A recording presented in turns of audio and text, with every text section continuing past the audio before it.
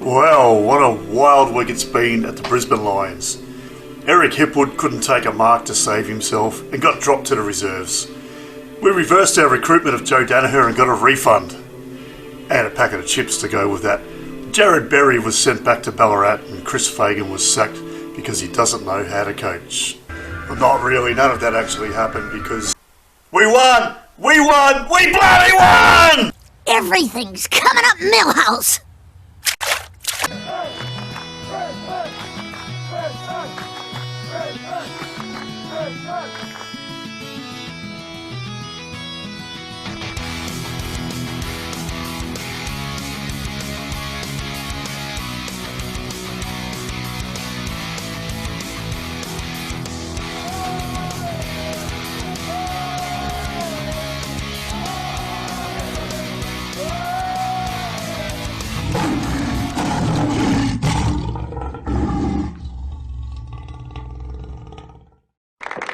There are several fine young men who I'm sure are gonna go far.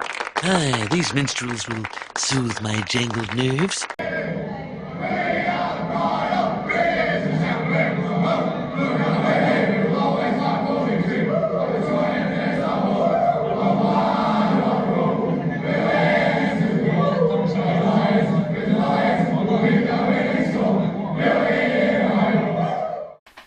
Well, there it is, and how good was that, listening to the boys pump out the song after our first win since the preliminary final of 2023. It was bloody good to get the monkey off the back out at Norwood Oval tonight and record a big win against North Melbourne. And to join me to talk about it now is my good mate and fellow Lions nuffy, Al McGovern. All right, have we got you? Yeah, mate, I'm here. Yeah, well, welcome aboard tonight after a good result. Yeah, it was a good result in the end. Very similar to the exact same game last year, actually. Yeah, it was. And a lot of the similar sort of guys did similar sort of things, really, wasn't it? It was sort of, I mean, look, this season, other than the fact that this time last year going into the North game, we had at least one game, maybe two. We were still in a pretty similar position, and the media were beating down the same guys. Hipwood, Danaher, Berry, all the usual suspects that they like to beat down on, and that's been happening here as well. So yeah, I mean, like we said in our preview video, preview episode, that the similarities and the mirroring of this time last year are really eerie, actually. Yeah. And then just watching that game, it was, basically the same margin and everything, and it was very eerie.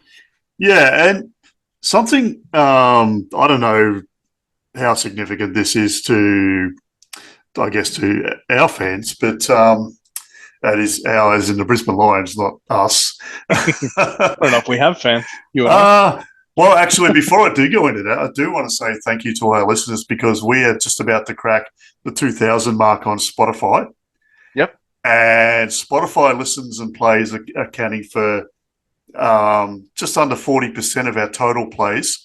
So that means we're doing really well for a new pod. And yeah, that, as you've seen earlier tonight when I sent you a screenshot, we're getting some pretty good positive feedback as well. Yeah, we are. We appreciate everyone that gives us feedback, constructive, positive, all kinds of feedback. So yeah, we appreciate it all. Yeah, and so Chief, I don't know what your real name is, but Chief on YouTube, mate, we love you too. So yeah, just getting back to what I was saying though, so I was just listening to Fagan's presser, as I'm sure you were. Yes. And whether it's really means much to our fans or not, but he mentioned how when we beat North last year, they did have a completely different team. There are a lot of really old guys running around, guys who aren't playing anymore or aren't at their club anymore. Yeah, Zeeble, Goldstein. Yeah, a lot of experienced guys, but guys who were at the end of their career. Yeah. Whereas we're playing a much younger side tonight. Now, I guess some people will look at that and go, well, we just beat up on a bunch of boys. That's what used to happen to us. But you know what? Last year we beat up on a bunch of really old men. So yeah, true. Can't win, can you? Yeah, But look, to be honest, I think beating, not so much beating him, but as Fagan said in his presser, I'm going to turn that down somehow. I'm just going to close that. I've got my messenger open on the laptop and it's beeping at me. But as he said in the presser, the impressive thing from our point of view was how good we were defensively compared to what North's other opponents have been this year. They've been scoring up around the 80-ish points most games. We kept them to, what did they get, 40-odd against us. And he said there was 12 scoring shots, which I'm going to take his word for it. I must admit, I stopped looking at North's score once I realised they weren't going to get much more on the board. Yeah, so they got 42 with a 6-6 shot at goals. Yeah, and one big thing that really came out of it, so obviously our percentage was well below 100 coming into the game, and it's now been boosted massively to 108.3. Yeah, it helps. It was a handy win. Yeah, that's on the strength of one game, and most of that is on the fact that we kept them to such a low score. Yes. And I don't know about you, but I really feel like our back six, back seven, depending on how many guys they had at any given time, were outstanding tonight. They won't get the plaudits. That's going to go to obviously to Lockie Neal and the big forwards, but I think our defensive group were unbelievably good. They're amazing. I think, for the most part, there was won't name an individual, but there was definitely a guy that was down on his best. But there was, guys like Andrews, Lester were definitely playing some really top level footy, and they really helped us out. Ever reliable Lester. I mean, I know you've been a critic of him in the past. I have, but surely he's won you over by now. Oh, he's close. He's close. And look, he's been handy since since we lost Adams and Payne's been in and out. He's kind of solidified his position in the team. Before that, he was kind of just hanging on through the power of friendship. Yeah, but he's come on, and it's funny to say he's come on. He's one of our oldest players, but he's come on in the last couple of years. You know what? Like, and this is the thing with Lester. Like, everyone was critical of him back in 17 and 18, saying, "Oh, he's no good. He's going to get delisted, or at best, he's just going to be a reserves player." People don't realise how young he still was at that time. Like, I know he'd played his 100th game in 17. He was drafted in 13. Like, so he was only in his fifth year when he played his 100th game, and and then this was before the undroppables era. Yeah, that was the Wild Wild West back in the Vossi and Leppich days. That was he there was no favourites in those days. He caught the end of Voss, bit of Mark Harvey after that to round out his first season, and then he had the really, really wild Leppich years. But look, I think he's become old reliable for us. He's just, I know sometimes his kicking lets him down, but most defenders in most teams have that issue. Yeah, look, he's dependable now, and that's an important trait to have for a guy in that position. And he lives up to our favourite word at the Brisbane Lions. He's versatile. Yes. And the old cliche, he plays tall and he plays small. It is a bit of a cliche, isn't it? He's not the king of versatility, though. I think that goes to Calamarchi. Oh, yeah. The human Swiss Army knife. Look, I thought Cal was good tonight too. Yeah, agreed. As I said to you in a message, he's just doing Cal things. He's doesn't do many things, but the things he does really, really well. Yeah, and the media is never going to blow him up, and the umpire's never going to give him 3 votes and things like that. But those are the kinds of things that fans appreciate, but also his teammates will appreciate internally as well. Well, that's right, and like he just did little things here and there that caught my eye, and I couldn't even, in reflection, I couldn't isolate one particular thing. It was just that he kept doing these little things here and there, and I must admit, we had a bit of a chat about Jared Berry early in the game. Yes, we did. Having a bit of I won't say he's having a stinker, but he wasn't having his best game. But I thought he kind of came into it a bit as the game wore on. It wasn't brilliant, but I think he kind Well, of. I did say to you that the mark of Jared Berry having a good game is just that he's not having an absolutely terrible game. Yeah, look, I thought he was okay in the end. Yeah, it was kind of like, I was saying to one of my kids halfway through the game, like, about Zorko. Like, he's been pretty good, but he's also kicked one out on the full, and Yeah, you his know, disposal was a little off tonight. and He had a couple of turnovers. yeah, there was that big smother against him as well. But then the other things he did, like that goal and a couple of passes he's done, and I think Berry was the same. It was just like they probably had a break even game, the two of them. Yeah. Yeah, Yeah, I mean, Zorko's listed in, when they do the match report and they do the, 6, 7 best players for each team. yeah, Zorko was listed as one of our best players. yeah. And look, it's hard to say. Like, I started writing notes on my phone, like taking notes of who's doing good and who's playing well, who's lifted, and so forth. And I started running out of guys to write on the list because I felt most of the guys did. Obviously, there's a couple of guys like we both agreed during the game that Fletcher's not really having a great time of it. No, there was a few guys that were down. I'll go ahead and list the 3 that come to mind for me. So we agreed on Fletcher.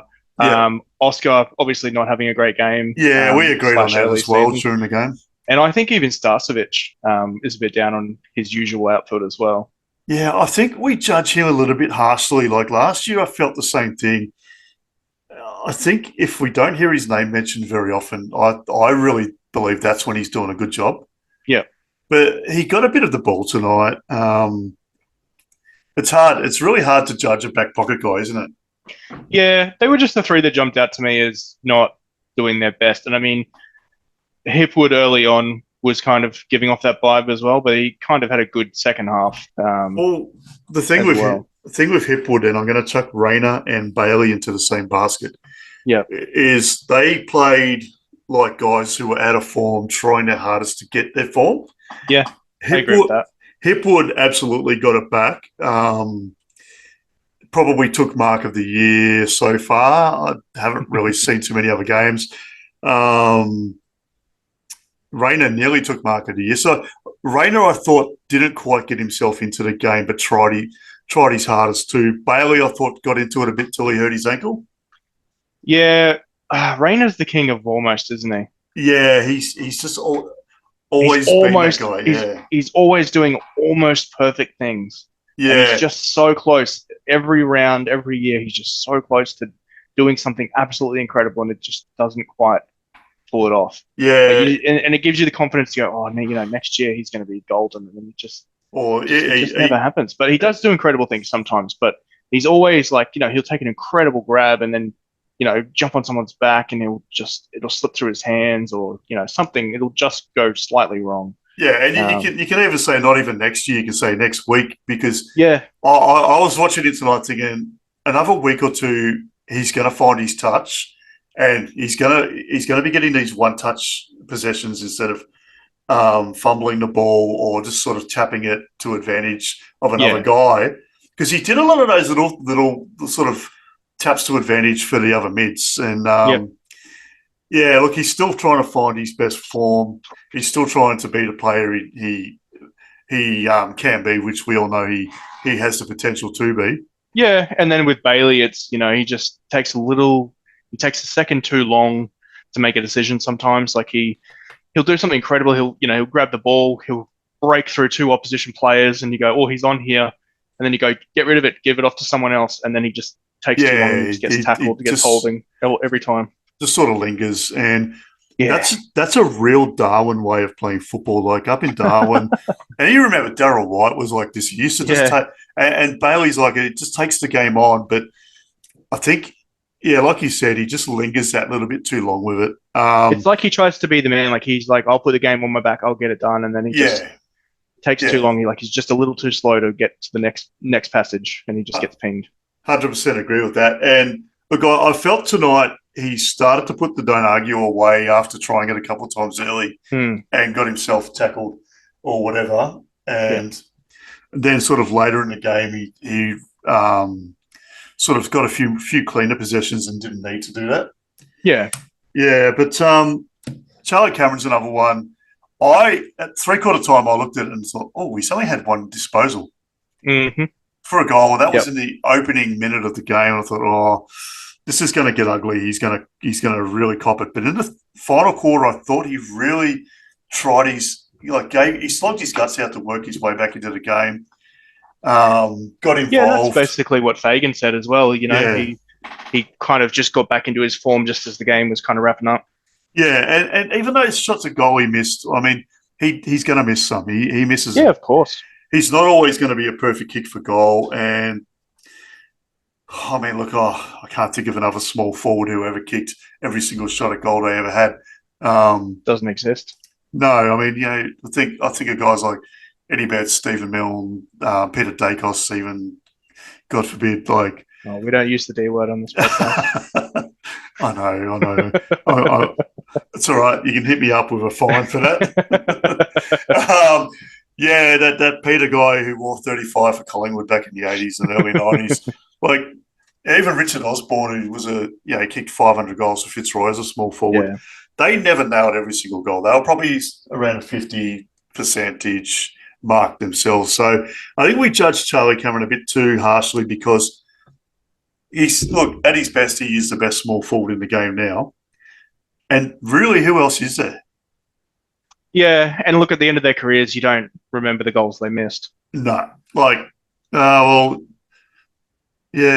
Maybe unless it's someone who loses the game on a missed goal. Yeah, Stephen Milne. I don't Milne, think that's ever been Charlie. Stephen Milne in that grand final, that the whole world just gasped when they realised he's just missed out on getting that ball and Collingwood didn't lose. I can't say the W word, but but look, I thought Chuck worked his way back.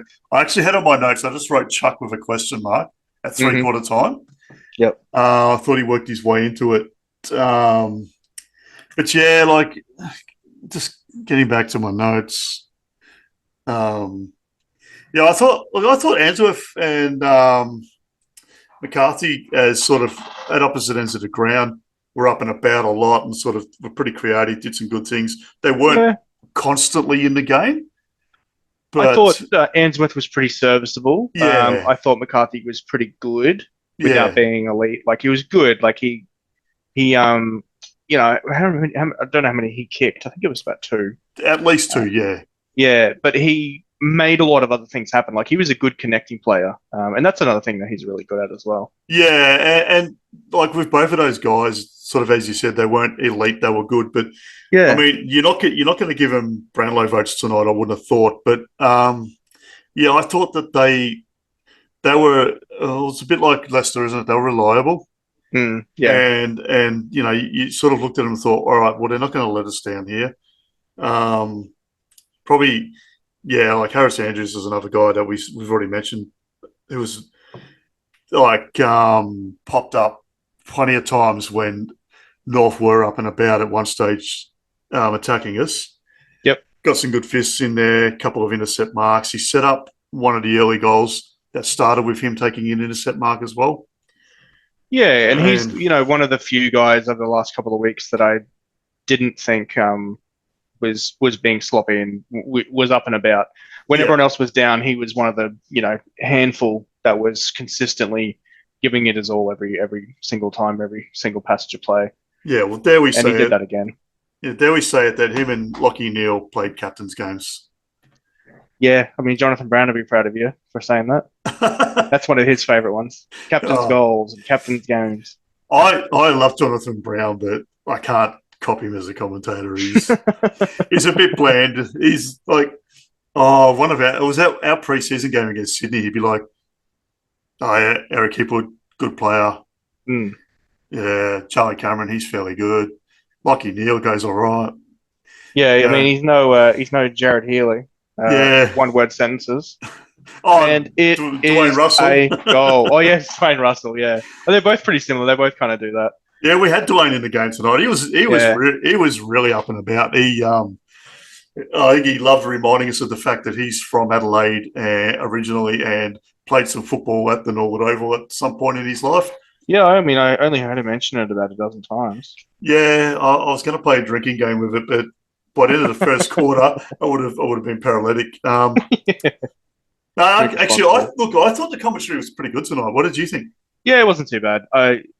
There's certain people that are just written off for me, but I didn't think we had any of them on tonight, so it was pretty good for me. I mean, I wasn't cringing like I do if it's BT or who are the other ones? James Brayshaw, Gary Lyon, just because he's got his favourites and he gets annoyed if his favourites aren't doing well.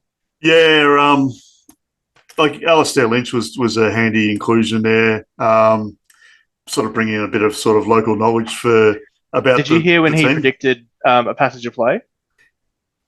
I can't remember when in the game it was, but one of the North Melbourne defenders had the ball and he was doing a kick out, and he goes to him, don't kick it long because Oscar McInerney's on his own in the middle. Yeah, it's going to come straight back to him, and he's going to kick it straight back down again, and that's exactly what happened. And as soon as he kicked the ball, he goes, "No, you made the wrong call." And it goes straight to Oscar McInerney and went straight back down to the defense again. He called it like seconds before it happened. Yeah, it's really like that is, and that's something that I noticed with Cam Mooney as well. He was a bit like that. And Will Schofield early in the game when we played Freo, when we were playing well, they seemed to be able to read our setups pretty well. And I've been a massive critic of Cam Mooney, personal reasons. Bring back the dreadlocks. Oh, geez, that's a throwback, isn't it? Yeah. I had a bit of a laugh. Like they always pump him up on Foxtel as a 3-time premiership player.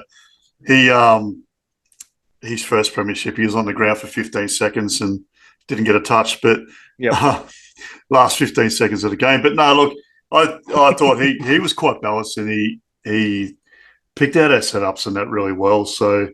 Like he was pointing out that Archie and one other, which generally rotated. Sometimes it was McCarthy, sometimes it was Leicester, sometimes it was Bailey, would sit back behind and stop the inside 50 stoppages. Yep, and sort of build that little wall up around the big Telstra logo on the 50 mark, and I was looking at going, you know what, like. If that was Channel 7, they would actually be talking about how they've all got Telstra mobile phones and ignoring the two players standing either side of the logo. Yep. So, I thought that was pretty good. Just a side note, I'm also a little annoyed that like the AFL sold that little piece of sponsorship as well. The little 50 signs on the 50-metre arc are now the Telstra logos. Yeah. They just sell anything, won't they? Oh, like... You know, I remember back when I was a kid, well before you were even thought of, mate. Sponsor logos. It was just this tiny thing on the breast sort of area on one side of their jumper, and that was it. Yeah. And like on there, they'd have a T-shirt, like an old hard yakka T-shirt with the sponsor's name on the front for training, but that was it. Like now, sponsorship is all over. It's all over the shorts, body. I wouldn't be surprised if some of their guys on some teams have got sponsors' names tattooed on their bodies. There's always a price, isn't there? And speaking of tattoos, like it's a favourite topic of ours during games is spotting up guys that have got real shitty-looking tattoos. Like Cam Zerha, he's getting into Charlie Dixon and Tom Liberatore territory for mine. I still think Tom Liberatore is the tip of the iceberg there. He gets the cherry on the cake. Yeah, look, I'm just going to give him one bonus point, though, because he's got a Simpsons tattoo. Yeah. Big fan of the Simpsons myself, but yeah. And, as am I. Yes, well, yeah. But yeah, nah. Yeah, there's some really shocking tattoos out there, isn't there? I didn't even realise Zerha was playing for most of the game, and then I spotted him up and gone, who's this awful-looking guy with these stupid tattoos? I mean... Why can't they all have beautiful tattoos like Lockie Neal's butterflies or whatever they are, sparrows or whatever they are? I don't know, but they're much more classy. Yeah, of course.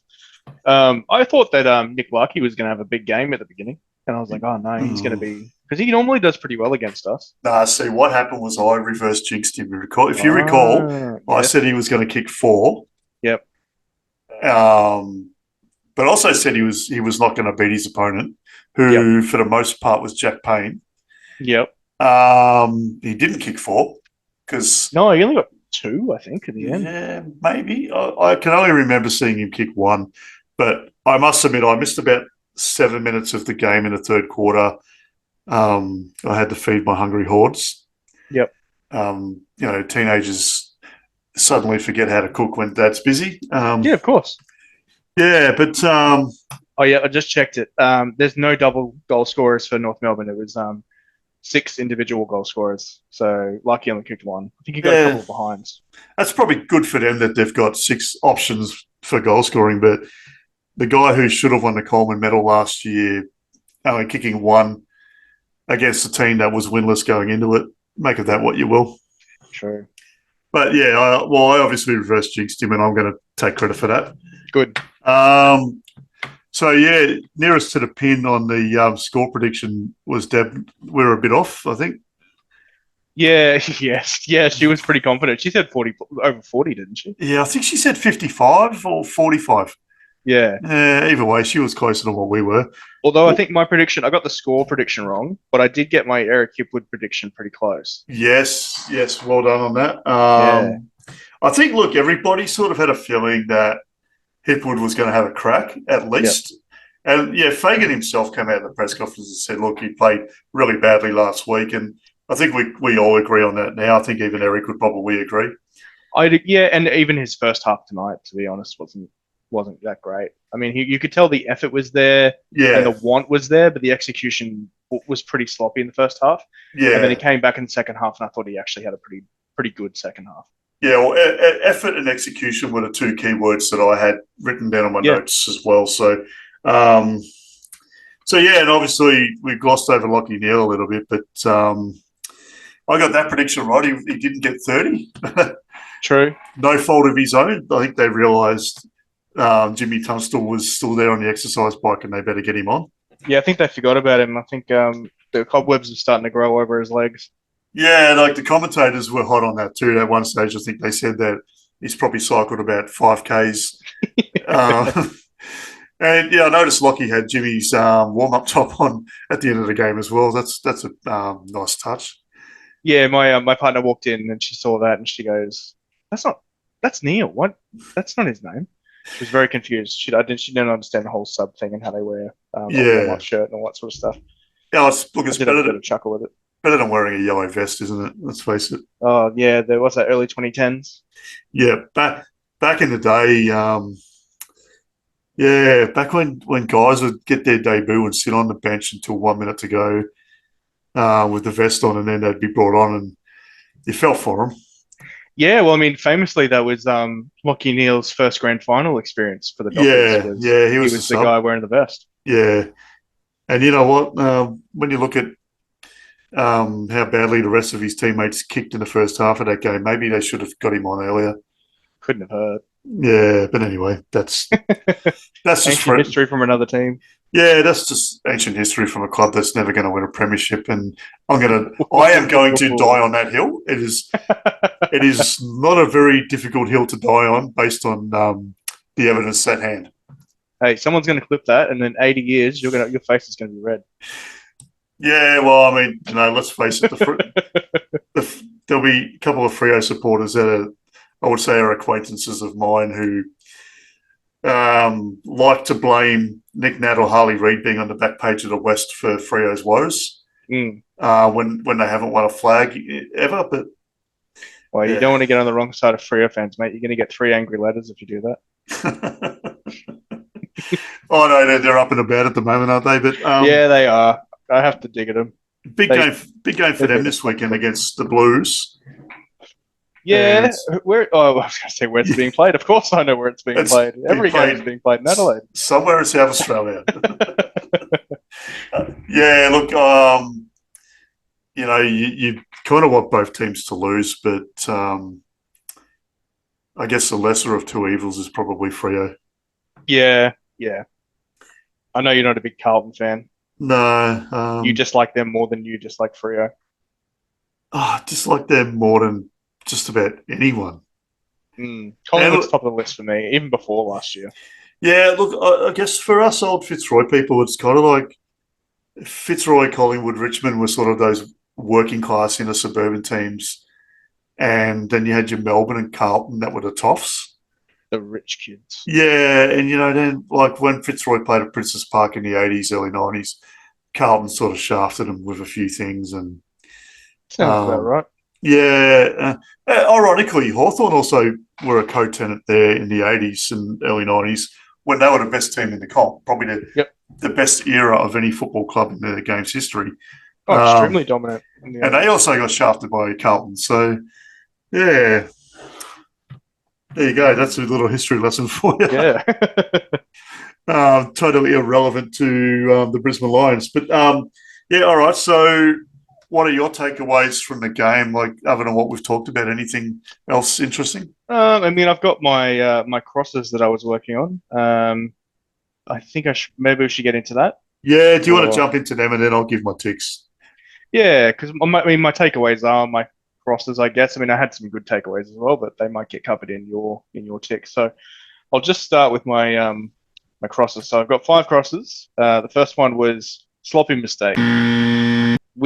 It was a 70-point win in the end. You can't really argue with that. Can't say that there's too much more we could have done, but they did look a bit rusty throughout the game. There was some simple mistakes and all that sort of stuff, and definitely, just a bit of a cross for me. Everyone just kind of looked a little off what I know that they can be. And it's so ridiculous to say that for a 70-point win, but you're right. Never looked elite. Like they looked. I wonder if they played exactly the same way, and if it was a different team, if it would have been a much different result, like much closer. Yeah, look, it looked like a team that's. I guess we've already said it about a couple of individual players, but as a team, it looked like they were a group that were trying to find their touch, trying to find their form. Yeah. I mean, this guy's going to get brought up a little bit later in the conversation, so I won't say too much on the positive side. But look, Joe Danaher did miss quite a few shots at goal. But yeah, some of those were pretty easy ones. But look, there was a lot of sloppy mistakes. And I don't know what the conditions were like. I never heard any mention of anything other than it's a beautiful day for football. So, yeah. So I guess it was just the guys trying to find their scratch a bit and getting there. And I guess my second cross is a bit related to the first one. A few guys still looked lost. I mentioned that earlier. Guys like McInerney, Fletcher, Starcevich, from my point of view, looked a bit lost. Just a couple of guys that were off it. Charlie Cameron looked a bit off it until just at the end.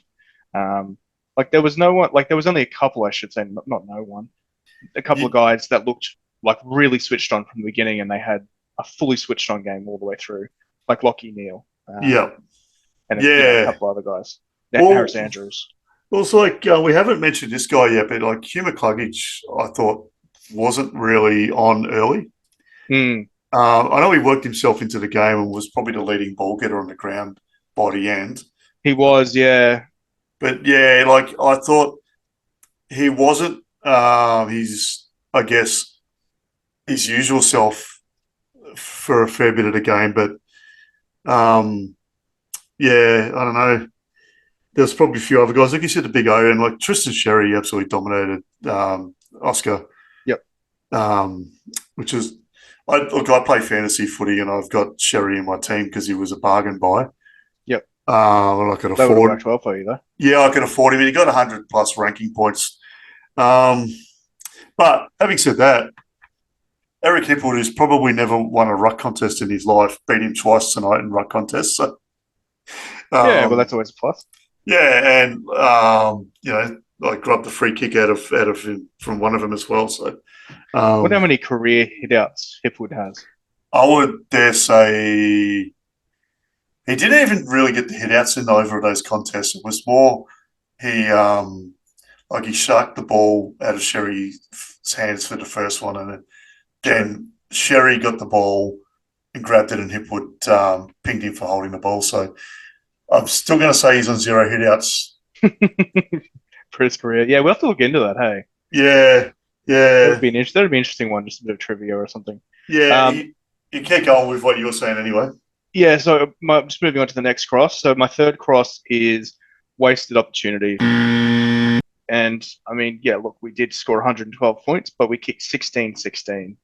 So there was a few rushed ones through. But there was a lot of just sloppy ones as well. I mean, Danaher kicked 5 goals. It's hard to argue with that, but he kicked 5-4. Yeah. That's, what could have been there. Charlie Cameron missed a few easy ones that he would normally have no issue with at all. Oh, yeah. Same, Young same players, with Hipwood. they can be good for hey, Fagan. Yeah, I know. I picked up my Fagan phone. joined us. I picked up my phone to look at the how many rush behinds there were, and the Fagan press conference opened up on me. Yeah. Oh, special guest Chris. So Fagan. we only had out of 16 behinds, only 3 were rushed. It didn't look like there was many because I noticed that they were desperate to keep the ball alive more than they probably should have. I did notice that actually. Yeah, you're right. Yeah, because we got a few easy goals because they refused to rush it through. Yeah, like there was that one where I can't remember who was kicking the goal. I think it was Oscar or something, but he missed, and then Joe tapped it down to Gardner, and Gardner got one of his goals. Yeah, that was his first goal, Gardner's one. Yeah, I do recall that one. And there was only one rush at the other end, but that's neither here nor there. But yeah, so basically we've missed 13. Well, there was one where Joe hit the behind post, and Lohman, I think, kicked one out on the full, and Chuck as well. So realistically, we've missed 16 shots at goal off the foot. So wasted opportunities. Yeah, totally. But I mean, at the end of the day, 112 points. Can't really argue with that too much. Yeah, and the fact that 112 points gave us a huge percentage boost as well kind of balances that out, even though it's something they do need to work on. Yep. And my fourth one, which when I wrote this down was a bigger deal than what it proved to be after the game, but Bailey was put down as injured. But in the press conference, Chris Fagan said that he's fine. He's walking around happy and wasn't actually injured. It was just rolled his ankle or tweaked something, and they were a bit worried, so they sent him off. But after the game, he was walking around fine, and they don't expect him to miss any footy. So was a cross, but it kind of turned into a bit of a tick at the end. Yeah, have you ever just sort of rolled your ankle while you've been running or jogging? Mate, I roll my ankle getting off the toilet sometimes. It bloody hurts, doesn't it? You know what I mean? Like, I do it at work sometimes, just even with like, ankle high boots and whatever. I do it. I'm like, oh man, that really hurts. So when you see a guy limp off the footy field when they've done it, it's like, I get why they're limping. Oh yeah, I mean, I've watched footy with guys where I've seen someone snap a leg and they go, "Get up," and I'm like, "Are you joking me?" Like, that would be immensely painful. I've never seen a player get injured, even if it's a very slight injury, and just going, he's being a bit soft there. That's usually your dad when you're a kid and you fall over and scrape half your face off, and he's like, don't worry about it. Just go wash it off with water and keep playing. Yeah, exactly. And my final cross is having to have a home game in Adelaide. Because it was technically one of our home games. Yeah, well, we still get the 11 home games at the Gabba, though. So. We do, and I did check that. So it was a freebie extra, but the fact that it was marked as a home game for us when it was so far from home, didn't really like that. That was a bit of a cross for me. Yeah, because like early in the game, my daughter asked me, whose home game is it? And I said, well, let me look. And we were mentioned first, and I said, look, technically it's us, but I don't think either team gets any advantage, even like from the change rooms or the cheer squad facilities or anything like that. I think it was pretty sort of level pegging. Yeah, it'd just be like different coloured shorts for North Melbourne or something. Yeah, and we still get the 12 games in Queensland, which I know I live in Victoria and I should be up in arms and that we don't have enough games down here, but I would take 12, even 13 games in Queensland every year.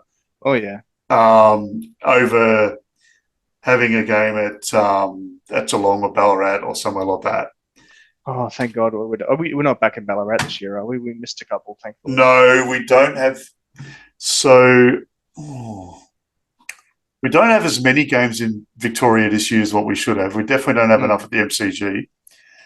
And this is what annoys me when people talk about, Brisbane's got a terrible record at the MCG. Well, we hardly ever played it. Yeah, I mean, we get chucked down to Marvel way more than we get the MCG. In the last couple of years, I reckon we've played more finals there than we have home and away. Yeah, but I'd agree. Look, I don't mind Marvel. Marvel, I like going to. It's a good facility for me. I jump on a train. I live not far from a train station. You get off the train, walk a couple hundred metres, and you're inside Marvel Stadium. And from what Hardwick used to go on when he was at Richmond, you'd think you'd have to get on an international flight. Yeah, Hardwick. I've made fun of him for saying that so many times, but he was actually saying that their fans don't like going there, which is really weird because it's actually a really convenient. It's more convenient to get to with public transport, for example. Actually, I won't say more convenient, but it's as convenient as the MCG for public transport. It's definitely not difficult. I've been to Marvel Stadium. It's very, very easy to get to. Yeah, that's right. Even for out of towners and whatever. But the other reason I don't mind us playing there a lot is because we win there a lot. Yeah, which is because we always have to play Bulldogs or Essendon usually. We beat Collingwood there. We've played them there a couple of times. 2017 we played Richmond there, which was weird because they were up the top, but. We're also no good, so that's probably why. Yeah, true. And they hadn't won that flag yet, so maybe their bandwagoners weren't on board. But I remember 2016 we played Essendon there, and we actually we got there just as the game was about to start because public transport was chockers that day, and we actually couldn't get seats in the allocated Brisbane members area. In any of the other allocated areas for the Essendon members, they were all chockers. And that was the year Essendon had 34 players suspended. And we were both fighting for the wooden spoon. And that was the biggest crowd I've ever seen at Marvel Stadium because Essendon thought, hey, we're playing the 17th place team. We'll win this one easy. Yep. And, we won. And Ruben William ran around all day trying to knock Anthony McDonald-Tipungwudi's head off. And I think that's probably the only game Ruben William ever played for us. Yeah, wow. Completely forgot about him. Yeah, Liam Dawson was playing that day. I think he kicked a goal over his head facing backwards to the goals. And Ruben, he ended up playing for Footscray after he got delisted, didn't he? Yeah, he went and played VFL at Footscray. Famously, there's some video footage of him playing against Box Hill, who were Hawthorn's reserves, and Jared Roughhead was coming back from injury. Or he was coming back from cancer treatment, one of the two, and he was playing on Ruben William. It was actually they had the umpire Mike pick up on him, giving Ruben William tips. I do remember that. How to defend. So that's probably the thing he's most famous for. Other than that's probably it. Was he academy? He was. I think him and Mab Chol were both in the academy at the same time. Yeah, that's right. With Benny Keys, Eric Hipwood. There was a few other guys around that time, hey? Yeah, I do remember that. We drafted a few academy guys or rookied a few academy guys at the time. But that was a heavy draft cop. Year. Yeah, we got Josh Shackey and Matho as well that year. And, Eric Hipwood's the only one left. Yeah, wow. Yeah. He's the lone survivor. Yes, that's Matho just left. Yeah. Oh, well. I guess he had his chances. Lovely guy. And he did, look, he was a guy that you could never fault his endeavour and his effort on the football field. Anyway, should we get on to your ticks? Yeah, so you've done all your crosses? Yep, that's all of them. Yep. Right. So my ticks are all just individual guys tonight. Okay. And I haven't really written them in order, so obviously Lockie Neal is my first tick. Oh, yeah. Captain's game. I should have done it in a John O'Brown voice, but maybe that's for another time. But that guy will wear a Brownlow one day, I reckon. Yeah, he might win his third one day. But look, it wasn't just the amount of ball he got, but it was those repeat efforts. Every time he got the ball, he didn't just handball it off or kick it off and then sort of go back to his spot or linger. He'd follow up with chases Yeah. and rundowns if the ball was turned over. He'd run past for the little switcheroo as well, and yeah, I really think he was sort of back to his best. I know he was good last week, but I felt he was better this week. Yeah, I agree with that. I think this is his best game of the season so far. Yeah, And he probably. didn't even technically play a full game. Yeah, well, that's right. And my next one is another guy I've already mentioned, but Noah Answorth. Yep. And this is not just for tonight, but it's overall for the games he's played this season. I was pretty critical of him because I felt his disposal needed a lot of work. Wasn't sure whether he was going to stay at the club because he sat in the VFL for a long time, had some injuries. Yep. Victorian boy from Melbourne. I have heard on the grapevine that there was interest shown in him, but to his credit, he stuck by. He worked hard, got himself fit, worked on his game, and I can't really fault the games he's played this year. And tonight, again, like I said, and we've both said he was reliable and serviceable. Yeah, And he's a player where you can make comments on his skills, but you can't comment his effort and his will to try because it's always elite. For those yeah, ones. He does make sloppy mistakes sometimes, but his effort's through the roof. and look, not every halfback flanker or back pocket is going to be Nick Dacos or Harry Sheasel getting 35 ineffective disposals every week.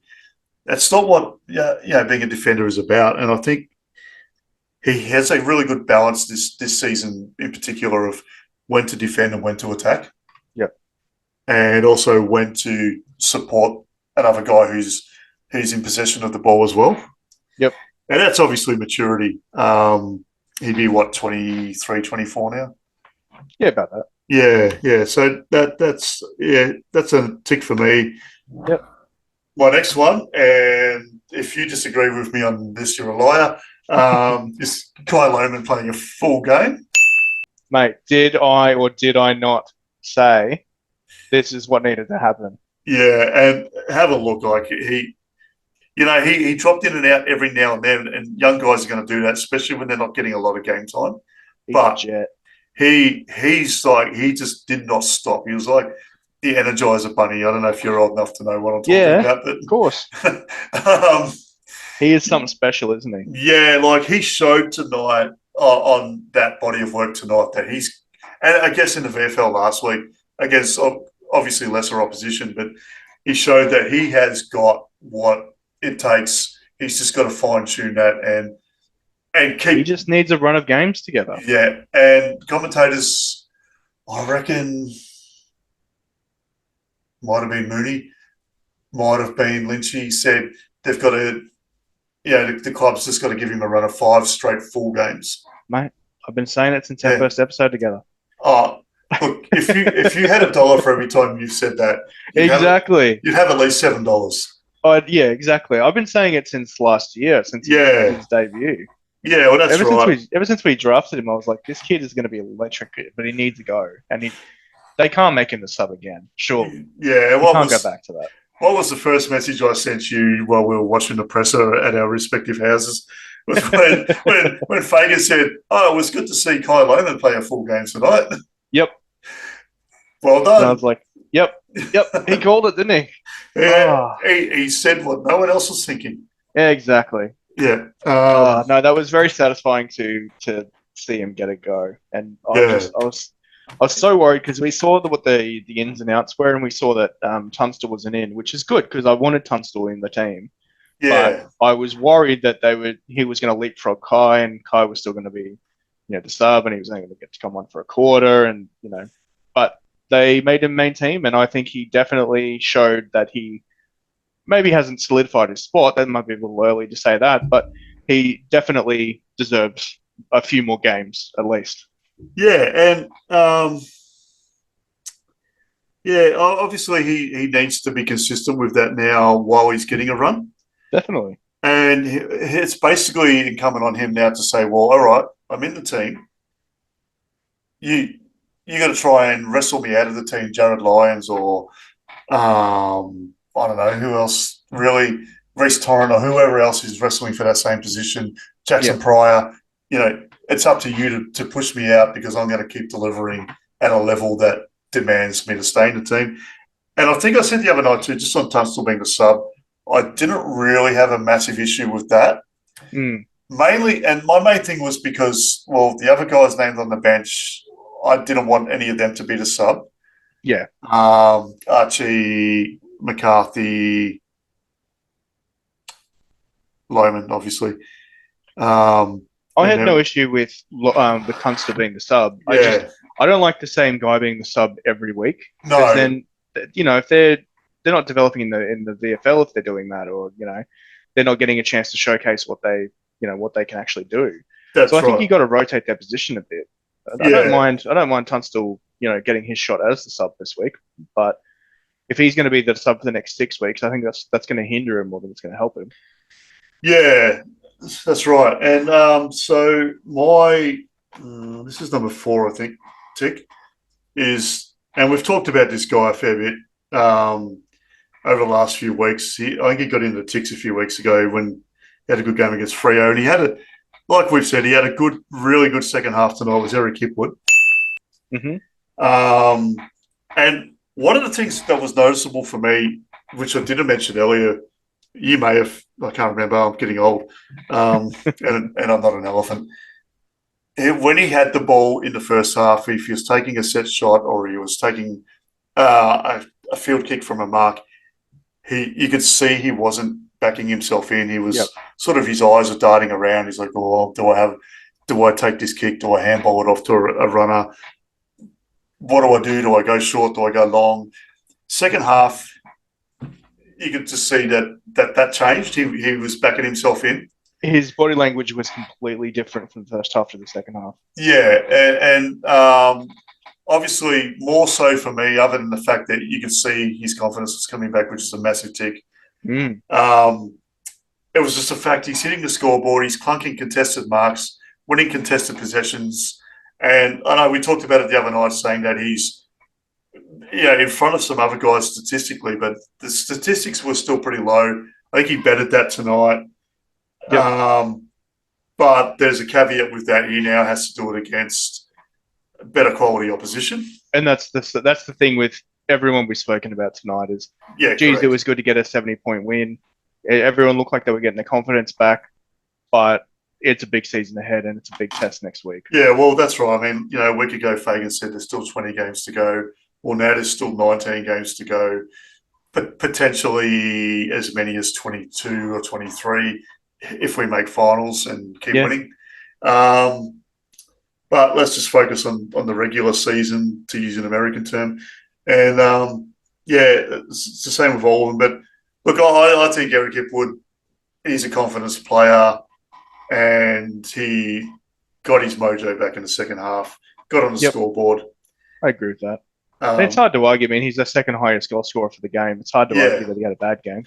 And that's it. And that brings me to my final tick, and that's the highest goal scorer of the game, who almost outscored the opposition. Probably should have. But Joey Danaher, I mean, we've said this ad nauseum. You take the good and bad with Joe. Oh, yeah. Sometimes he does Joe things, and then you're just kind of like, oh, yeah, okay.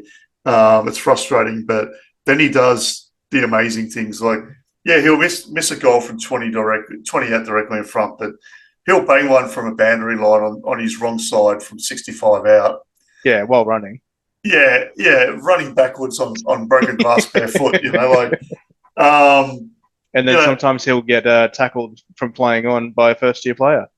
Yeah, but, like, the thing too, I really feel, and I said this when Darcy Fort was picked the previous week, Joe plays his best footy when we don't have a second ruckman. We have him pinch hitting. He did a bit of that tonight. That's true.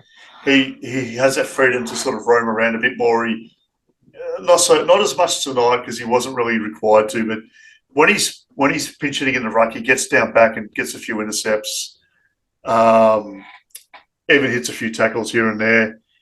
But yeah, I thought he really thrived in being the man, so to speak, tonight. Confidence was up. Even did an interview with it was Cam Mooney, I think, after the game, and I saw that it happened, but I didn't actually hear it because I was wrangling my kids to put them to bed. But it's a rare feat getting him on camera. It is, and look, it was pretty cliche. Basically, good to get the 4 points. Good to see the boys happy. You know, get around the boys. Yeah, the boys and all that sort of thing. But I mean, that's Joe. Yeah, I'll take any of his quirks any day of the week because of 100%. He's still one of our most valuable players. You know, he's kicked 5 goals, and that's. Anything more than 3 goals, I think, for a key forward is an outstanding game in today's football. Oh, I can't remember last time anyone kicked 5 goals in our team. It was probably him last year, maybe. Chuck kicked 7 against, I'm going to say, the Giants last year. Yeah, I have to look back into that, but that sounds about right. Yeah. But it doesn't happen very often. Yeah, and famously didn't get the 3 Brownlow votes, but I'm not complaining because the guy who got those 3 Brownlow votes won it, so... True. And he plays for us. So, yeah. I'm surprised Nick Dacos didn't get 3 votes in that Lions versus Giants game. Well, I'm surprised Dustin Martin didn't get the 3 votes or Chris Judd. Yeah, true. There's a throwback. Good old Juddy. Geez, Chris Judd was a good footballer, though. Yeah, I do miss him. I don't miss playing against him, though. The thing is, I was about to say that every time he went to the Gabba, he just lit it up. Yep. Even early in his career when we were good and winning flags, he still lit it up against us every single time. And just as much as I liked him as a footballer, just like, oh man, I hate this guy right now. Yep. Yeah. Yep. And but anyway, all right. Well, I guess we'll get into our players of the week. And you can go first at this one again. Yeah, so there's a few guys I could probably list.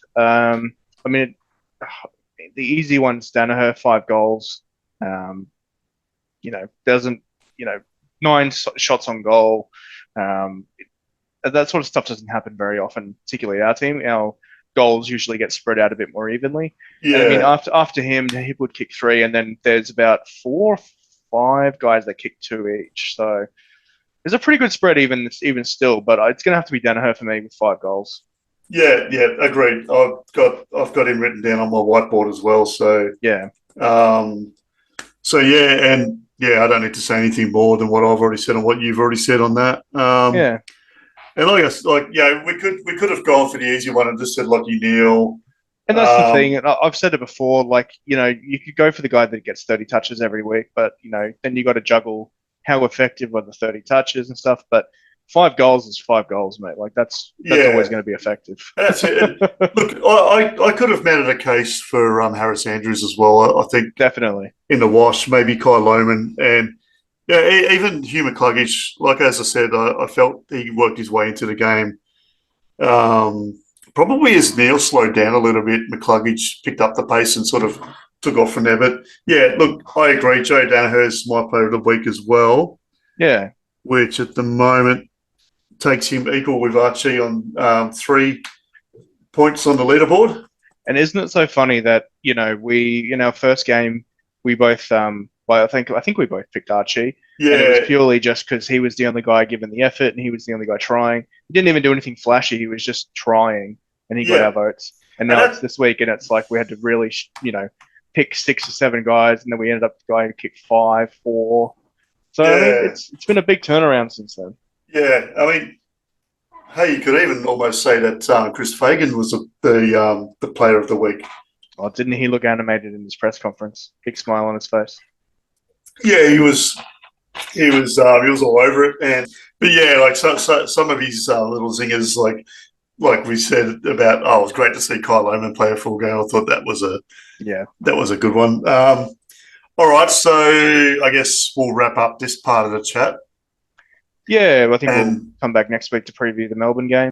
Yeah, and the VFL had the state game with the Sandford as well. So Hmm.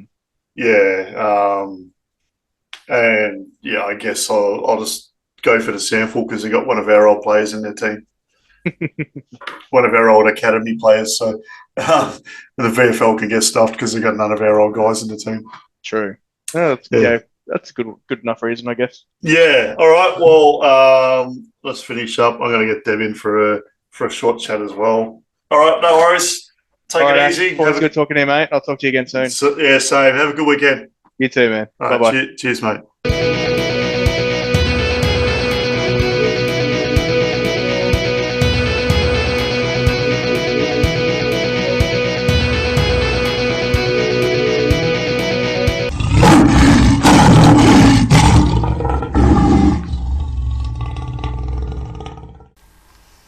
All right, thanks to Al for joining me for the first hour of the chat. And now joining me in the hot seat is a young lady who I reckon has finally got her voice back about an hour or so after the game's finished. And I know she definitely enjoyed the game tonight, going by the messages we exchanged during the game. So, welcome to the hot seat, Deb Smith. Hey, hello, Smithy. Hello, man. Yo, All right, got you on board. Well, it's been so long, hey? yeah, it feels like it's been forever. Welcome back. Thanks for having me. No worries. So I've decided to split this up tonight into two parts so that everybody can get, I guess, what they want to say into it and out of it. Because there's obviously a lot happened tonight, and well, obviously all very happy and Great game. yeah. So well, the floor's yours. So, first things first, Eric Hipwood. Everyone, please, I hope you go and eat everything that you've said this week and then some.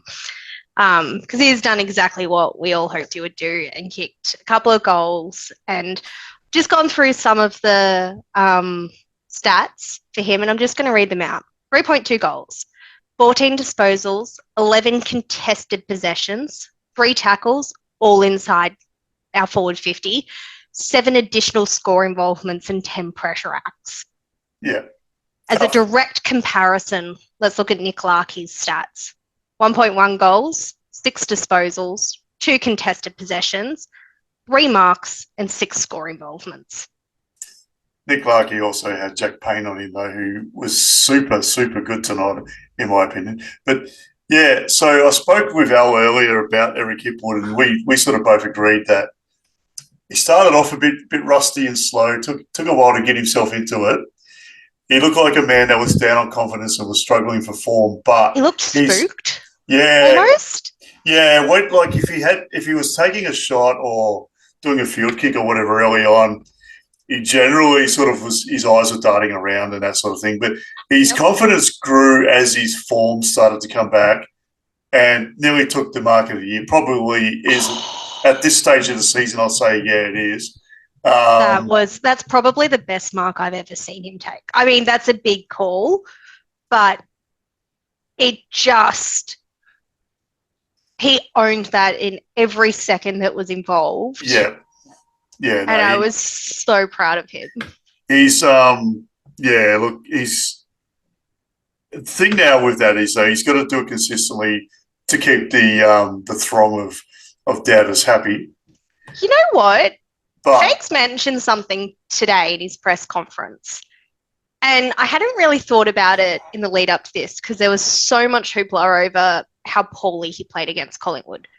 Yep. He got 3 goals against Fremantle as well. Yeah, he did. And he didn't look as confident in those 3 goals as he probably looked towards the end of today. A couple of them were sort of little package gifts, but we don't talk about that. The scoreboard doesn't say half your goals are free kicks. It just said all your goals were goals. Yeah. Yeah, no, look, it's a big blow up for Eric tonight. I think he's impressed a lot of people. And it was interesting because early in the game, I looked at 4 guys, and I mentioned this to Al as well. Bailey, Rayner, Cameron, and Hipwood were all guys who were down on form, struggling to get their hands on the ball, and all 4 of them, you could see early on at the start of the game they were rusty. Apart from Charlie's goal, Yeah, 40 seconds in. Look, yeah, but like his positioning and everything for the rest of sort of the first three quarters was rusty. I don't agree with that. Rayner was not a one-touch player. You could see like he worked so hard, but he wasn't quite finishing. It was like that almost sort of player. Bailey, it was almost like it when he came back, those couple of weeks when he first came back from his knee injury. Yeah. Where he just seemed really unsure of himself. Yeah, well, that's it. And Bailey was another one where early on he was rusty as hell, but he got better as the game went on. Stopped doing the don't argues and just went sort of more, well, I'm going to, just make some good decisions and whatever. And I hope he hasn't injured himself seriously. No, as Fagan said, it was just a little stinger. And I don't know if you've ever rolled your ankle. Yeah, yes. Al and I were talking about it because we both do it all the time, so I've discovered. I'm a klutz of epic proportions, so yeah. I'm the world's clumsiest man, trust me. I dead set, my doctors sometimes refuse to even take phone calls from me because they know I've done something stupid. I would have hairline fracture in my ankle in my sleep. Yeah, I can't top that one. So every time anyone's like, let me tell you a story about my stupidest injury. Yeah, that one I cannot top, and I've done some doozies. But yeah, so the point I guess I'm making is when you do roll your ankle or you do something to your ankle, it hurts. Yeah, it hurts like hell, and you hobble around and limp around. And I look at these guys in the AFL field, and I'm like, yeah, I get their pain right now, but in 5 minutes it's going to be good. It's okay. And yeah. I think they made the smart decision of just pulling him off and not pop it. Like, we were in the dying minutes anyway. So yeah, well, there's no point having him on. And same with Lockie Neal. Yes. It was really interesting listening to him and saying that, like, when they made that decision at 3/4 time about he was questioning Fags as to whether, do you feel like I have enough match fitness in me, like, for me to go off? Yeah. So just the fact that he was even thinking about that, sort of weighing up the long-term consequences of obviously not wanting to push it too hard, too fast, but also wanting to make sure that, that he'll be okay for the next game and that he has enough under his belt. Although, I mean... But not even just for the next game, even beyond that, because we've got, as we spoke about the other night, we've got some pretty tough games coming up. Yep. Melbourne, Geelong Giants. Yeah, going to be a tough 3 weeks and 2 on the road. So I think he showed great leadership in that regard, putting the team first before himself. He probably cost himself 3 Brownlow votes, but you know what? At the team first, because you don't win individual premierships at the end of the year, you win team premierships. Quite frankly, after his effort in the first quarter, he deserved to take whatever time he needed to take because 14 disposals with, 16 pressure acts in the first quarter alone. Like, that was... Yeah, I think he had 22 or 24 in the first half as well. Yeah, but to be 27 at 3/4 time when he's subbed off, like, that's... And the thing is, when he was on early, obviously McCluggage was sort of a bit out of the game. But what happened was when Neil started to go out of the game a little bit, McCluggage came into it. He really did step up. Being our leading ball winner. I don't know what Sheasel got for North, whether he got more than McCluggage or not in the end. But okay, so I went into this on a deep dive because I was really curious following our conversation yesterday where I mentioned that Sheasel tends to seem to pick up cheap disposals. And I'm like, I got to be able to back up what I say. So, I didn't even notice him in the commentary or in the vision tonight. Clug's got 36. Yep. 14 contested possessions, 10 score involvements, 3 tackles inside 50. So they're sort of his major ones. Sheasel, 35 disposals for the game, of which 93% were in the defensive half. Now, he's a defender. That's to be expected. Allegedly. Of those 35 disposals, only 9 were contested. Yep. And of that, again, 9 were kick-ins or kick-in play-ons, which is over a quarter of his disposals were literally him just kicking in from points. And the last quarter, he only had 1 possession for the whole quarter that wasn't a kick-in. There you go. And look, don't get me wrong, I reckon he's a really good footballer, but it does go to show value to scoreboard. Doesn't mean that you have to get the ball a lot. Well, because it was really interesting comparing his stats and Charlie Combin's stats to, say, Harris and Jack's Haynes. Yeah. Because obviously Harris and Jack's were incredibly low Yeah. for what they usually have. But that's because for a significant portion of the game, it was locked in our forward 50. But they also played more defensive style of football than Sheasel as well. Yeah, that's true. And then, so North Melbourne only in the first, second, and fourth quarters. So the third quarter is a bit of an anomaly, which we can talk about later. But in the first, second, and fourth, they only had 3, 4, and 3 possessions in their forward 50 each quarter. Yep. And that's partially due to Jack and Harris's defensive output, but also a huge amount due to the fact that we just managed to lock it in our forward half. Yeah, and not only that as well, the midfielders. So something that was pointed out in the commentary that I'd also noticed, the mids were dropping, and it would sometimes be the wingers, or sometimes it would be the inside mids. Sometimes it would be the high half forwards. They were dropping 2 back. Yes. I did notice that a bit, that we always seem to have, finally. What? We've just had those like last man in defence and actually kept the last man in defence. Yeah. Because that was such a strong component of our play last year.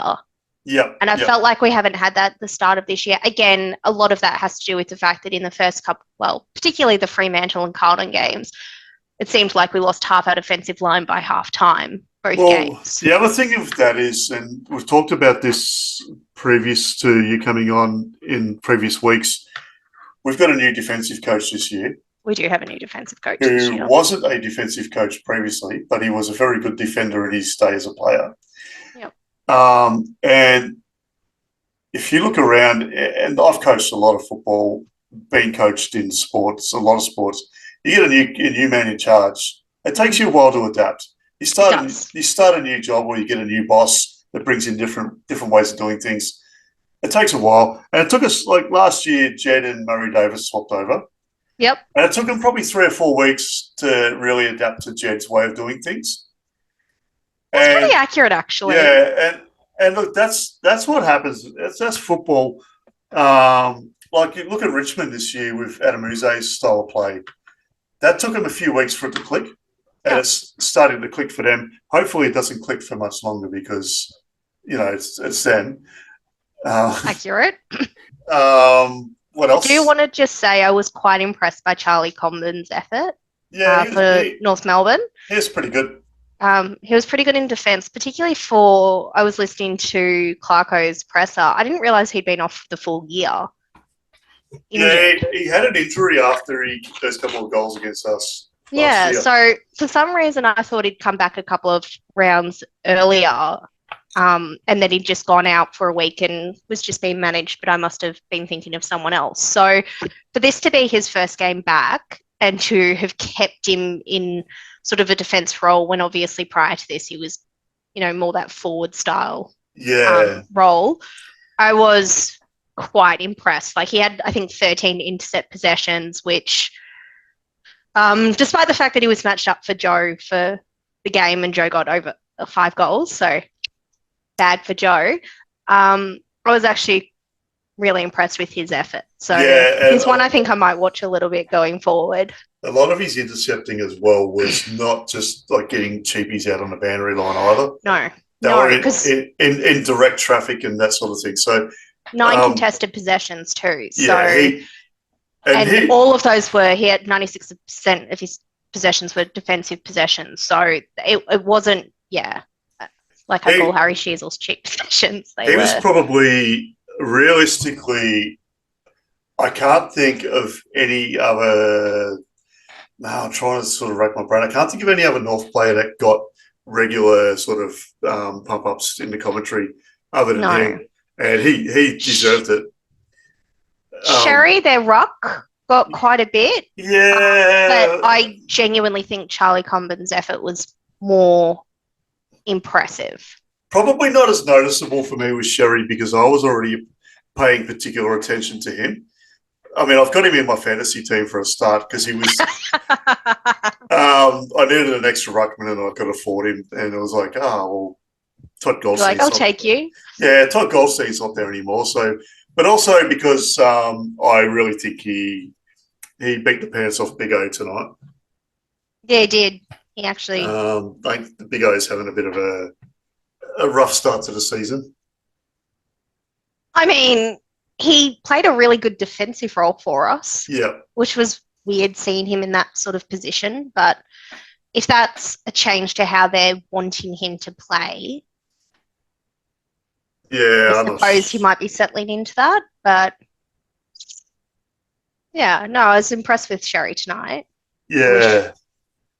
I mean, Oscar still did pretty well for the most part. Yeah, look, I think it's that was more due to our midfielders around him than him specifically. It's one of those things too where sometimes you lose sight of how good your guys are playing because the other guys are playing better. Mm. Like, I thought he was okay against Carlton, but obviously De Koning had a cracker of a game in the second and third quarters. They're pretty even in the last, which echoed how the teams were playing anyway. But I think, he had his colours lowered pretty heavily the next 2 weeks, Freo and Collingwood. I'd agree with that. Yeah, and again tonight, like Sherry, I reckon Sherry's probably going to become a star of the comp if he sticks at it.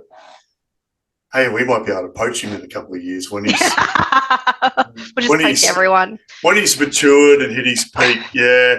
All right. So back on our guys though, because that's why we're here, and we'll just stop crushing on the opposition players. Look, no. I said something nice about the opposition players. I deserve a medal for that. I said something nice. Yeah, I'm just having the lend of you. It's all good.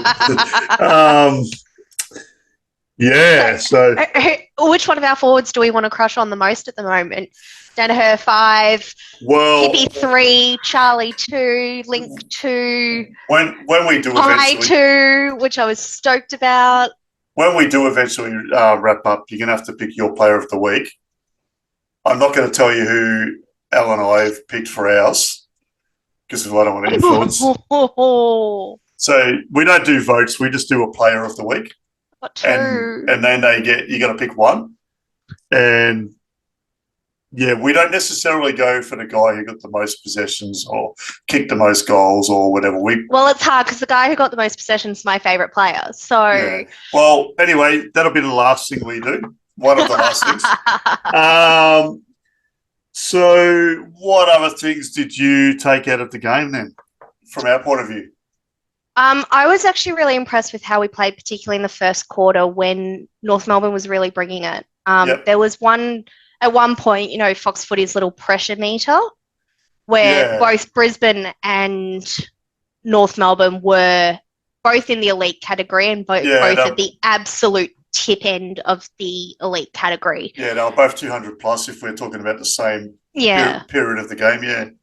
And so for us to weather that against a side that's come out just as hard as we did because they wanted to prove that they could match us and to essentially nip that in the bud, it's almost like we took all the sort of steam out of their sails. Yeah, and as well, that passage of play where they were running forward, Harris took that intercept, which then turned into that mark. Yeah, and that so good. That turned into a slingshot goal for us. That was a momentum killer. It did. Harris got a score assist for that. Yeah. So he's not going to be eligible to be defender again. No, I don't reckon Scully will dock him a vote on that one. Surely not. But that was an incredible bit of play. That was just, as a fan, taking away the fact that I am an absolute diehard, that was just really, really enjoyable to watch. And same when Joe kicked that goal and it had come back from our sort of defensive half in, I want to say it was the third quarter, should have checked. And Charlie almost kicked it, but he didn't quite kick it. And Joe essentially took the mark right in the goal square and turned around and kicked it. That was just because I was on the phone to my friend Anita and she was on a 30-second delay, despite the fact that we were both watching Foxtel. Yeah, And I was just going nuts. And she's like, I have no idea what's going on. And then 30 seconds later, she's going nuts. And it was just. she was probably streaming it. No, Whereas- through Foxtel. Oh, okay, so like she's got like a Foxtel box. Yeah, of we've code. both got Yeah. Foxtel boxes. And for some reason, hers is always 30 or 40 seconds behind mine. I noticed when I used to have Foxtel and I was streaming it from a device, it was always about a minute late. Yeah, And it's always a minute late at the game. Yeah, it's about 40 seconds late on KO for me now. Yep. And Yeah. I've got the KO app on my smart TV, but yeah. So when No. you were messaging me during the game, I was like, "Hang on." That was I purposely stopped messaging you because I'm like, I've got to stop doing spoilers. It's all right. It's all good. See, what used to happen with me, I had the when I used to be on Twitter. Yep. Sorry, X, formerly known as Twitter. Everyone still calls it Twitter. It's fine. Yeah, well, I listen to a lot of English podcasts, and they call it the Twitter. That's their language. English people are weird. Well, I suppose Facebook used to be called the Facebook. So Oh, there you go. Well, I used to have the alerts turned on for the Lions, the main account, the women's account, and the reserves account. Yep. So during games, I always knew, like, even though I'm on a delay, I always knew, yeah, he's got the goal because I just got a tweet, an alert for a tweet. So, like, we'd be watching a game and the kids would look at me and go, "Your phone just lit up. Is that a tweet alert?" That's a goal. Yeah, I'll be like, yeah, that'll be a goal. Something that I picked up on tonight too. Yep. So our percentage was obviously well below 100 going into the game. 83 or 84. Yeah. It was It's mid now- to low 80s. So it's now 108.3. That was a massive boost, and that's mainly I know. because we kept North's score so low. It's the lowest score that North has had all the year. Yeah, that's something Fagan talked about in the presser, which I was going to talk about too, is that, yeah, they've been up around the 80 mark most games. And they got beaten by Carlton by 50 points. Yeah, but they were sort of up around the 80, sort of that mark against Carlton. Yeah, they still were. I think they got 5 goals up against Freo at one point. Yep. So they played basically the same teams as us, and they beat Collingwood in a preseason game. And I know a few Collingwood supporters who are actually really disappointed in the way Collingwood played. They for a preseason game, they said, no, that was a really good sign for North. They actually played quite well. So, so that's why, I'm really big on our defensive group tonight. I thought So proud of them. yeah, Harris played a captain's game, as did Lockie Neal, both in different ways to each other though. Jack Payne, he's back to his best. And it seemed everywhere I turned, even though he didn't get that many possessions, Noah Answorth seemed to just pop up Yes, well, so everywhere. in my 5 ticks for the game, I gave Noah Answorth a tick. And it's on his whole body of work this season since he's come back into the team. I had a big knock on him about his disposal early in his career. His decision-making seemed a bit funny sometimes. He's now hitting that sort of 23, 24-year-old age group where you start to mature as a male. I know women are already fully grown about 10 years before that, but we take a little bit longer. And, like I look back, Darcy Gardner and those, like Harris Andrews and those guys, once they hit that 23, 24 mark, well, maybe not Harris Andrews. He was already everybody's dad when he was 12. I swear he must have come out of the womb fully grown. Like his maturity level is whatever his parents have done to raise him like that. Absolute props. Yeah, he's amazing. And we actually did get some feedback on last night's episode, the selection episode, via our YouTube. Oh. No, it's good. Like this guy, you can tell he listened to the whole thing. So he gave us some more positive feedback on Harris, a bit on Eric. Said, like it's a little doom and gloom with Eric. The signs are there. He's going to get there, and I'm Team Hippie. I've been Team Hippie for years. Yeah. Everyone else get on board. Stop criticising our players. Yeah, look, I thought the commentators were really big on him tonight as well. Actually, so Al and I talked about the commentators. We both agreed that we thought it's probably the best we've had in a while. I would agree with that. And they were really fair. Like, even Lynchy, who's obviously, past Lions player, like, he was really fair as well. Yeah, Lynchy's really balanced like that. I did like, there was a couple of times where there was that mark that wasn't paid as a mark that I went off on in the group chat. Like, the fact that they all acknowledged that should have been paid a mark. Like, and just, I'm not used to having balanced commentators like that. It was refreshing. Even Cam Mooney, who I have come across in real life, he's a local, and their sons have played footy and cricket against each other a lot. Not good experiences with Cam, but I thought he was great in commentary tonight. I was really impressed. Yeah, I will actually rewatch that and have the commentary still playing. Yeah, and he swung an interview with Joe post game. And they were talking at one point about the fact that Joe lives like the backwater of Byron and doesn't have a TV, and I'm like, he's just he's so down to earth in terms of he just does not want to be part of any of that. But I was incredibly impressed by Joe tonight, like, and not just in his actual goals, the fact that he kicked a bag, and could have been more if he'd been a little bit more accurate, but I think with Joe, you take the good with the bad, though. He reminds me a bit of Lynchy back in the days, where it was always a 50-50 as to whether Lynch would kick it, and he'd get 6, but he'd have 6-5 or 6-3 or 3-6, and consistently. But the thing that most impressed me about Joe was he took a game high 12 marks. Yep. Which was really great. He had a couple of intercept possessions, so it wasn't just him, being offensive. He had some great defensive pressure as well. He had 20 disposals, which for what is essentially our number one tall forward, who did a bit of rucking, admittedly, that is still quite high. But with those 20 disposals, 9 of them were contested. And he thrived with, and I hate to talk guys down, but he thrived with not having Darcy Ford in the team. He got back to having the Joe role, pinch hitting in the ruck, as you said. That was going to be my next point. Being the man, like being the person that when Oscar wasn't on the ground, he was the one that had to step up. But even when Oscar was on the ground, and then he was back inside offensive 50, he was the man down there. What I really loved, though, was the unselfishness. I mean, apart from that one where he and Charlie were trying to be unselfish, and by both being unselfish, neither of them got it. Yeah, backfired a bit. But Joe had 11 score involvements tonight. Yep.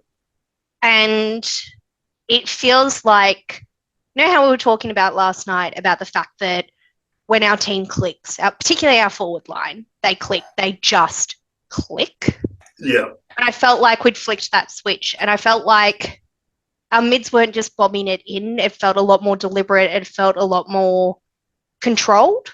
Yeah, that's which right. we haven't had this season so far, but which has been such a key staple of our game. And I think a huge part of that was due to how it had to be, because Norwood's such a skinnier oval, and so it's more congested. Yeah. You have to be accurate, because if you're not accurate, it ended up like the North Melbourne mids were doing really, really well at one point, but they just kept handballing it, and because it was so congested, it'd just go handball, we'll just take that from you. Yeah, Davies Uniac had a bit of a breakout period, but they didn't capitalise on his dominance at the centre bounce stoppages. Nope. So they only scored 1 goal in the second quarter when that passage of play where North looked like they were becoming ascendant in the midfield happened. And I know a lot of people have whinged about the third quarter, but North only scored 2 more points than us in the third quarter. If anyone takes away from the fact that it was playing against North Melbourne because of where North is sitting on the ladder, North played really, really, really well in parts. I'm not going to say they had a good game, because there were parts where we just absolutely ran roughshed over them. But I think that was more because of how well we were playing, not how badly North were playing. Well, that's it. And look, Norfolk got a lot of lot of top end talent in their team now.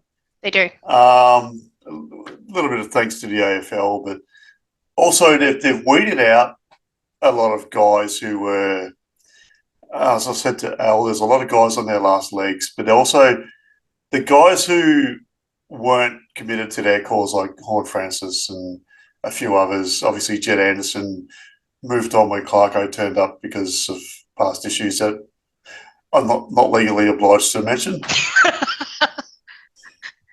I'm sure people can work out That we shall not discuss. I'm sure people can work out where I'm going with that, and I'll have my opinion, which is leaning more to Jed's side of the story. But Can I, before yeah, we go on and move on from maybe where our forwards are going, because I just do want to shout out all of our forward lines, because it wasn't just Joe kicking 5. no, Everyone had a crack. Yeah, it was a team effort.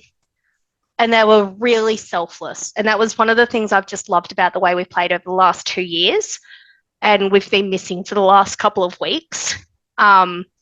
So I've been really impressed with not only that, but also how much every single time one of them took a really good mark, every single time we got a goal, everyone was getting around everyone else. Yeah, Fagan it was kind of a bit of a as well, didn't he?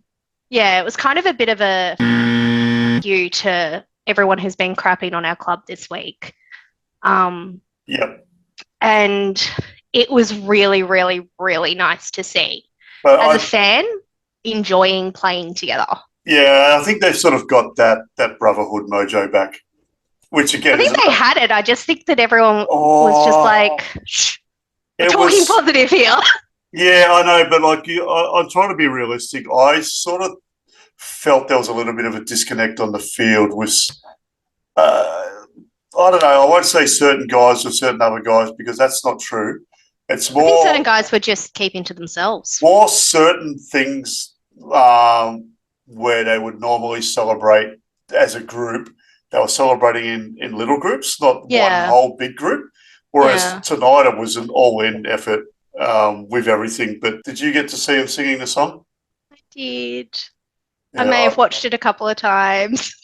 I filmed. For those who won't see the video footage, I am grinning like an absolute loon right now. Well, I am definitely not complaining about. Is your family? Did they have a Fitzroy background? No. So we're Carlton on one side. All right, we can, and then Collingwood and the Bombers on the other side. All right, we can end the conversation there, can't we? Yeah, my grandmother wasn't really happy when she realised I barracked the Lions. Yeah, because like I've got really like on both sides of my family Fitzroy through and through. Yeah. Other than one of my grandfathers has connections to Essendon, but we've had a lot of relatives play for Essendon because of their own recruiting zone as well. But but my dad chose a Carlton supporter to conceive me with. Oh. So unfortunately, my sister, who's a year and a half younger than me, followed that route and went down the Carlton route. And I mean, I can't talk. My identical twin sister's a Carlton supporter. Yeah. But she does follow the Lions when we're not playing Carlton. Like she comes to games and will barrack for them just as hard. Well, not just as hard. We got her to listen to a Lions podcast today, I believe. I know, I was shocked. Like really appreciative that she listened to it for me. Yeah. Like that was really sweet. But absolutely shocked she actually listened to it. So, and she listened to the whole thing. I was sitting there watching because I was over at her place for something else. And yeah, I was like, I kind of expected her to switch it on for 5 minutes and then turn it off. So shout out to Jess. Yeah, I always think, well, you know, people will switch it on and they'll hear me rambling on with my weird accent that people keep telling me about. And something that Al and I do every game, just in the AFL games and AFLW when that rolls around as well, is the thing we call ticks and crosses. We usually, one of us will do 5 ticks and the other will do 5 crosses. Okay. I'm going to split. We've already done that tonight, so I'm going to split it up and get you to do some. Okay. I want you to give me 2 or 3 of each. Okay. And I'm going to, this is a question without notice for you, so you got to do it on the fly. Okay. So how many do you want of each? You choose anywhere up to 3. Okay. So I'm going to cheat and go. My tick is our entire forward unit as one for actually working as one. No, that's not cheating. That's good. Particular shout out to Hippie for standing up and doing what he did in spite of everything he's copped this week. You know, I absolutely love him and I just love seeing him prove people wrong. So huge shout out. Second one's going to be Cobra Kai. Just because he absolutely took this chance of not being the sub and being in for the whole game. Yeah. And ran with it.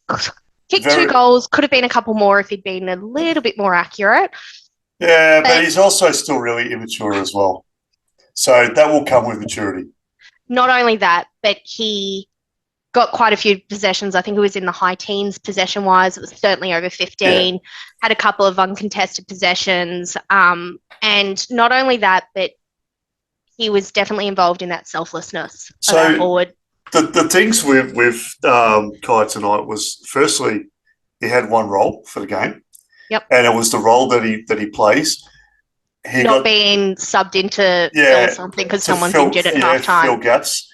And, you know, it's the role that he practices at training all the time. It's the same role he plays in the VFL. He got to play the whole game, so he got to do that one role for the whole game. Yep.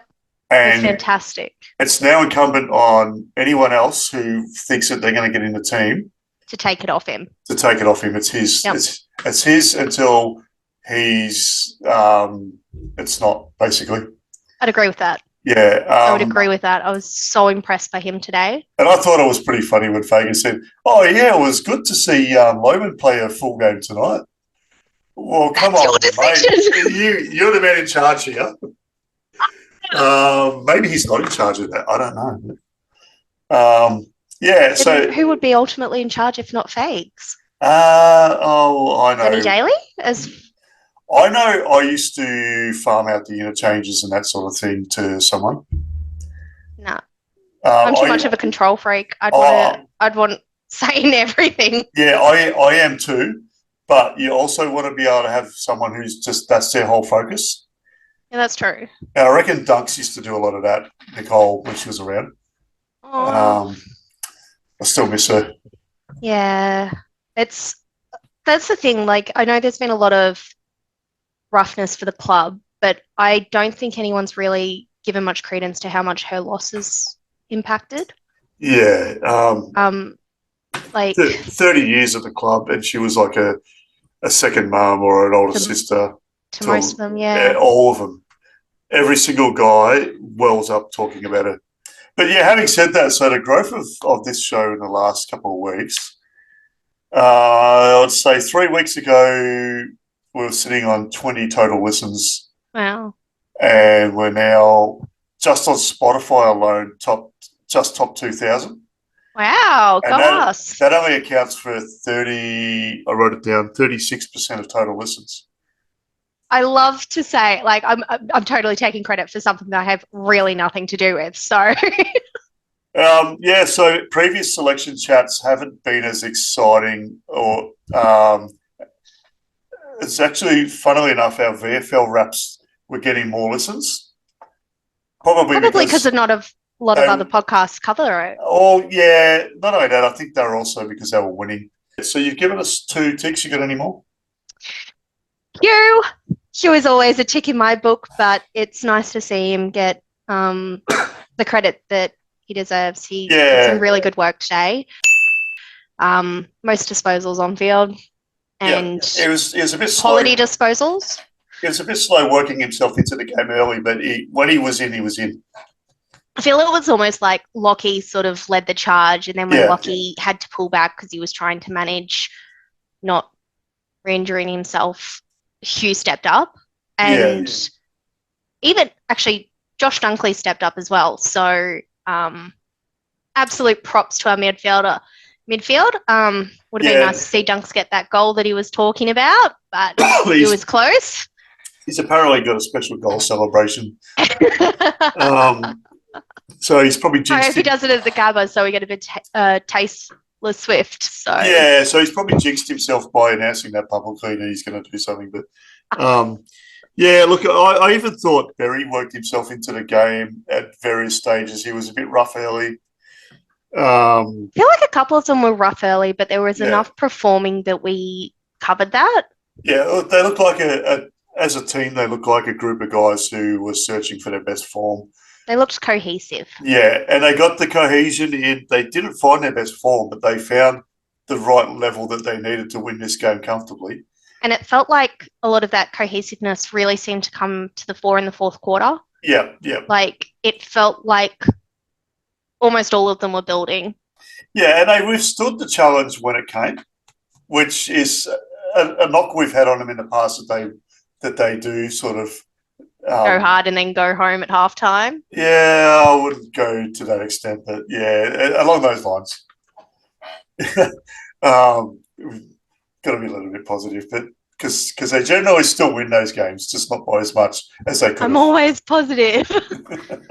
No, it was nice to see them put their foot on the throat. And I know a lot of people weren't very happy about the third quarter, but North Melbourne came out and threw everything they had at them, and they still only scored 2 points more than us in the third quarter. And the other thing too is that, and this is a scary part for everybody else, they're still nowhere near their best football. I know. They're probably still at about 40% throttle. So we've got 3 weeks, guys. Let's take it up to 100 and really cement this start to the season. When they get that pedal to the metal, it is going to be serious. God, and again, we're saying this based on one game, which, but hey, it was played on a neutral venue in a neutral state with a fairly neutral crowd. I reckon it was fairly even. Yeah, on a fairly small footy field too. That,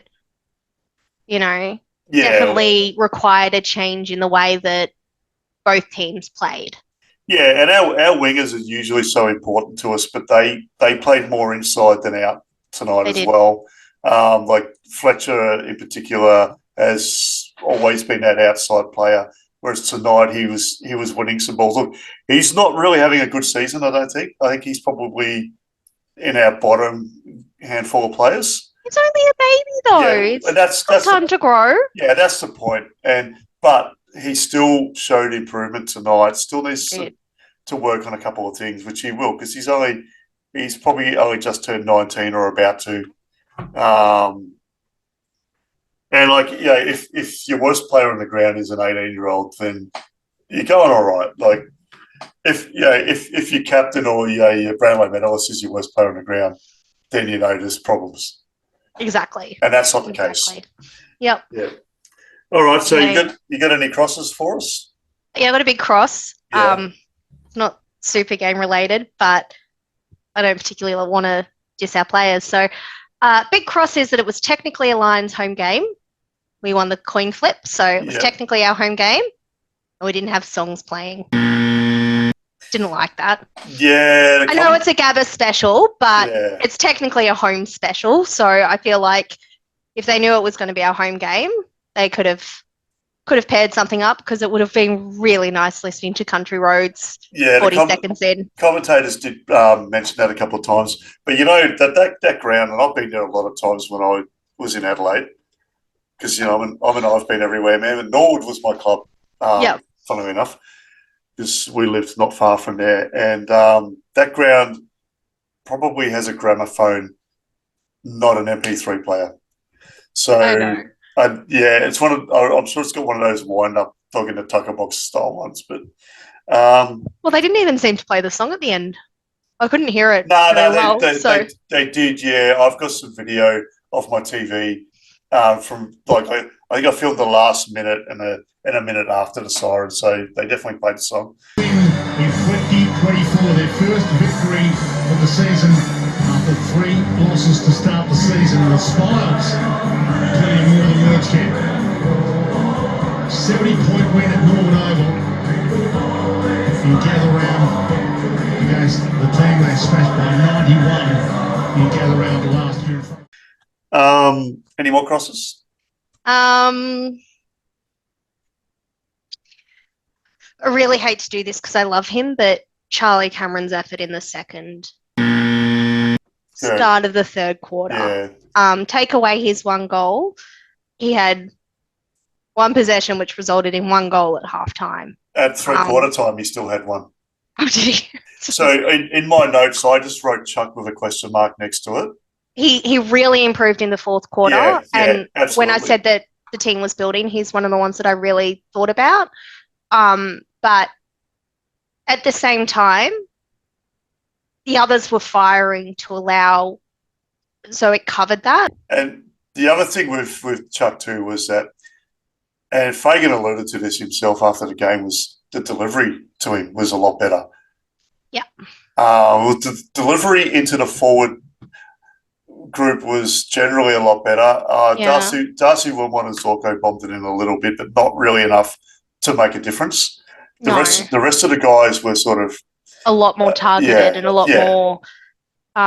The other thing I did notice, I feel like Charlie would have had a little bit more of a better chance if he hadn't slipped over so many times. That was actually quite noticeable. There were a couple of times where there wasn't even an North player within, arm's length of him, and he. I think sometimes his legs move faster than the rest of his body, which his legs do move really fast. They do move very fast. They move a lot faster than mine do. So, well, that makes two of us. This is me finding across. I normally don't like criticizing our players, and you know that I'm the sort of person that, even though last night I said that I'm one of those people that I sort of write people off, and I've done it to our players before. But even when I don't particularly like a player, I don't tend to publicly criticize them. No. So I'm always one, I try to find the good in things. I'll happily criticize the umpires every week. I thought the umpires were okay tonight, to be honest. I thought they were reasonable, apart from that bloody mark not being paid. I'm so salty over that. Yeah. Just because, we've had ones where he took the mark out of bounds on the full and then still got paid it because, it looks like he controlled it for a millisecond, and that was... Anyway, I'm going to let it go. Yeah, look, I don't think, obviously, it's not that I don't think, I know for a fact that didn't affect the results. So I know.